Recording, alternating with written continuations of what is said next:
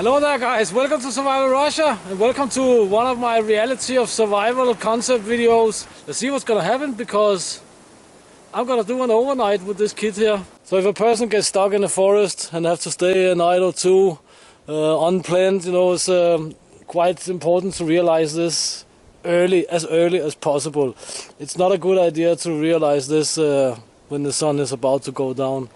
I have a few hours left of daylight, so yeah, I think the weather will be changing because we have a very heavy wind from the south. That's normally not a good thing. So basically what I'm planning to do now is to gather some wood with my saw. And I can see that there's a fallen tree down there. And from the branches sticking up here, it certainly looks like a pine. So that looks like something worth going for. So you can see the root is there. Pine is laying all the way there. I think I'll try and dig a trench here for camping in. But what we gotta do is to just circle the area real fast and see if there's enough wood around here to last all night. Yeah, I don't, of course, do not have a sleeping bag, so yeah, there's a big dead pine there, but that's too big. There's another one over there. Let's take a look, see what we have. You can see I'm plummeting through. Travel here is really difficult, especially with see, and there's another dead pine, and there's a dead pine. Wow, we have plenty of wood here if I can get it down without it snagging.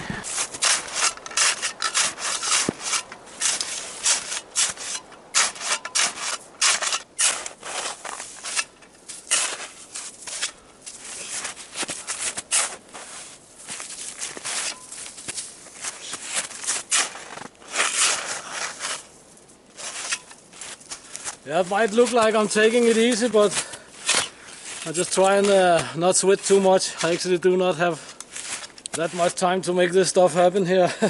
I better crack on with it because my wife dropped me off in the truck, so there's no way back. It's also good to see that the snow is not that deep. It's most likely around 50-60 centimeters maximum. Out on the forest fields there it was much deeper. So we're gonna spend the night here, guys. I'm gonna get some work done and get back to you as soon as possible. Small spot is cleaned. Not that small actually, but it's nice to have some place to move around. Not much sunlight left. 1.5 hours, an hour maybe. So time to collect some wood, guys, and let's see what I can do for a sitting place.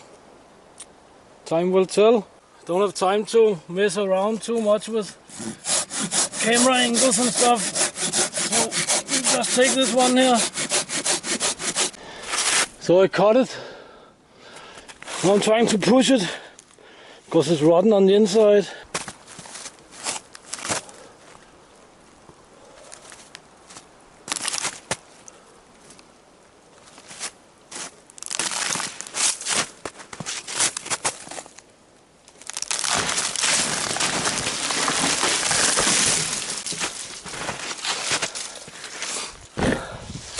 I knew it would bother you. Because I could feel it was rotten here.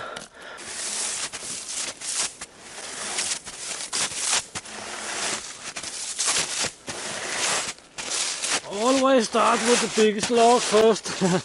So there you go. One small lightweight saw, blade 10 inches or 24 centimeters. Quite a good amount of wood, especially that one. But is it easy? No, nothing is easy on 50 centimeters of wet snow, plus 50, 60. Anyway, what's going on here? I dug out the campsite, tried to get the snow as far away as possible, because otherwise if I have some big banks on the sides here, the weird turbulence will start. And we are happily still having the wind from the south, and I hope that doesn't change, because the smoke should go in that direction.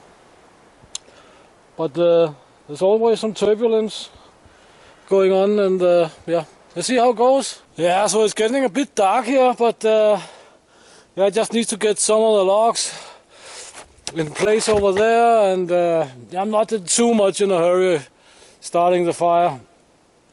Even I'm quite wet, but yeah, it's just how it is. I said it before, this time of year and onwards, it's a really difficult situation, or really difficult time of year to survive in or be in the outdoors anyway, because it's above freezing during the day, but it's way below freezing during night, especially with a clear sky like that.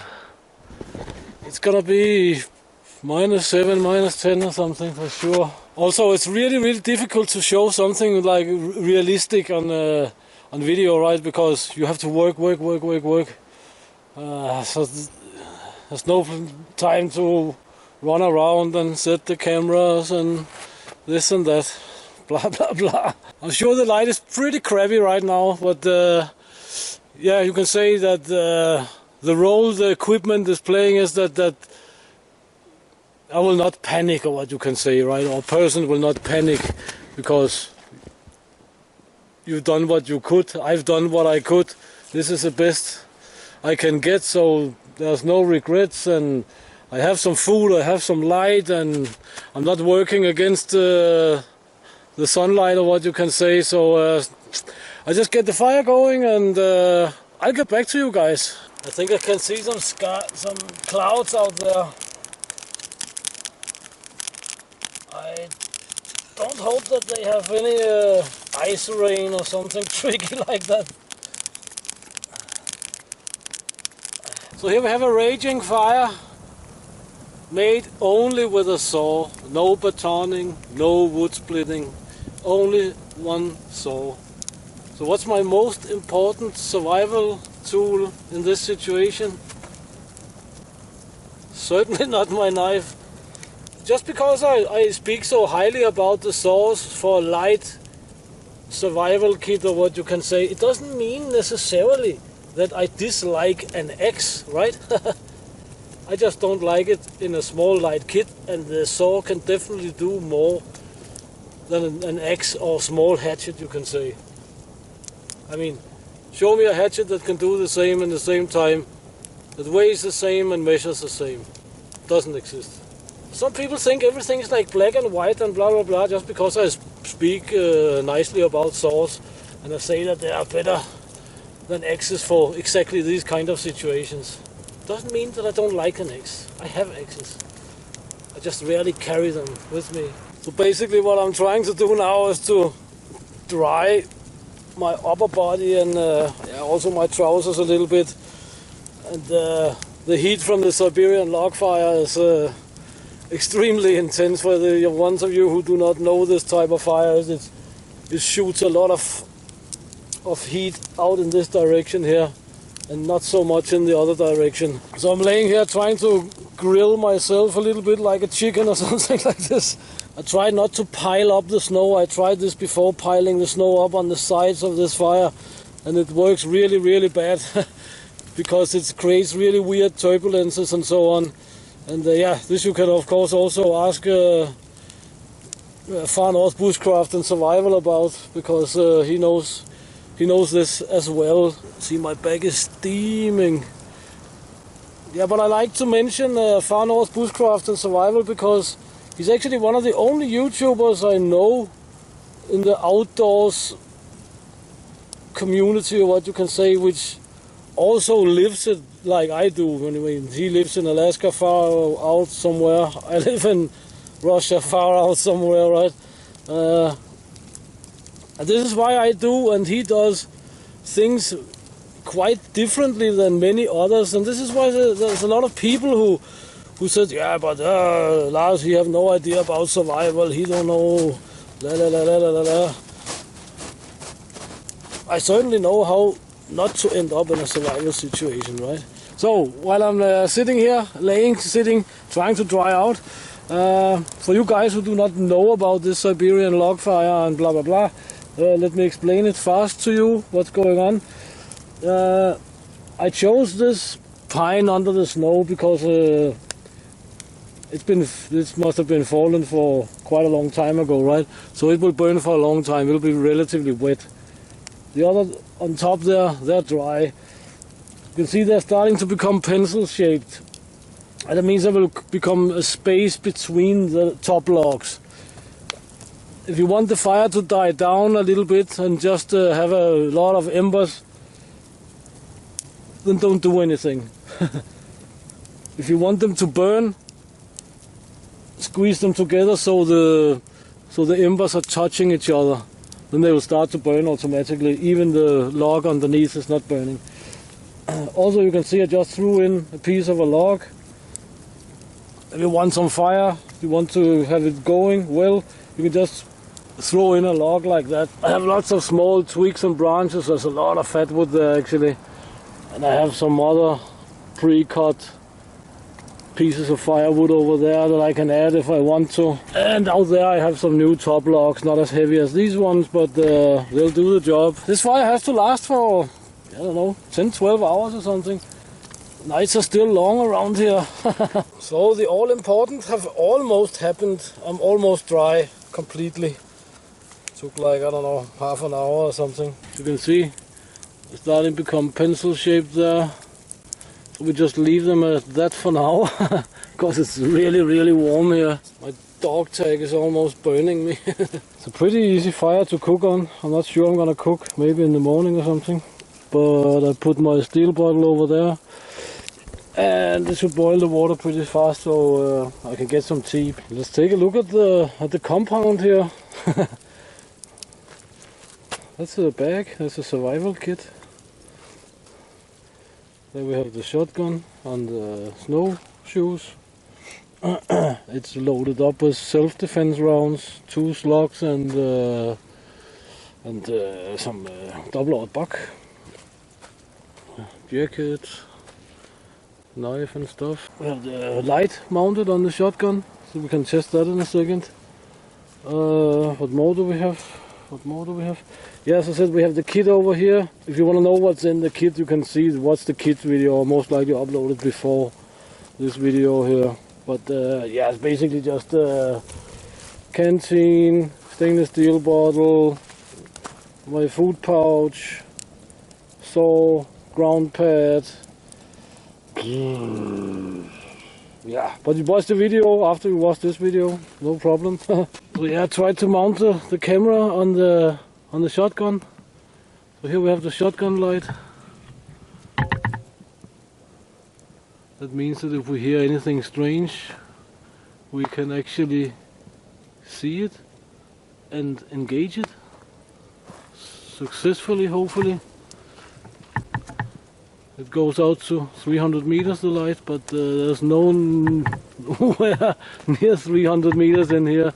But that should do the trick. It's a Zenit, Russian-made Zenit D2 light. There's just one little thing about the bear. They are really difficult to hear. They walk really silently on those big paws. So yeah. But we have very little problems with the bear here. So tea is ready. It was about time. I managed to tilt the bottle over. The first time that was not so great. So yeah, all in all, it's very nice. I mean, it's freezing out there. Here it's definitely not freezing whatsoever. Actually I plan to make sort of like a bench here of thick branches or thick saplings, but there's not really time for that. I never planned on making a shelter because this situation is not worth it actually. Yeah, so I have this palatka here with me, this sort of like a poncho tent you can translate it into. It's been used by the Soviet and Russian and Tsar armies for centuries actually. But this is awesome, it's canvas. It's a shelter and a poncho and many other things, a ground sheet and so. I could of course make a shelter from it, but I'm just gonna, when I want to get some sleep here, I'm just gonna wrap myself up into it and it'll be fine. So guys, that was the first part of the video. Second part will be up on Sunday. I'm working on it as I speak, actually. There'll be links in the description to the kit video. And what I can say about the first part of the overnight here, I deliberately chose not to cook anything because that would be the most realistic. I was not that hungry, and if it was a bad situation, really bad situation, I would of course wait with eating, right? So yeah. See you on Sunday. Hopefully tomorrow, Saturday, there's gonna be a video up on Russian hunter biathlon. I'm going there in the morning with a friend. I'm not participating myself, but he is. So yeah, let's see if I'm gonna make some useful video there.